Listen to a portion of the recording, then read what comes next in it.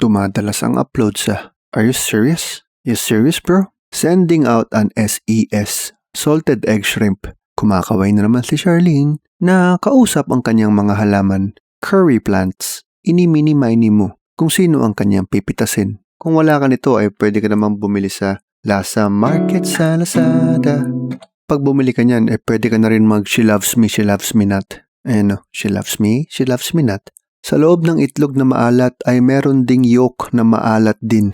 Nakakagulat, diba? Yolk lang sana ang kailangan natin pero medyo mahirap linisin. Kaya may mga sumama na white. Pero okay lang yan. Wala namang nakatingin. Pero ang hipon, nilinis ba ng maigi? Aba, shrimp pre. Butter, garlic, mantika.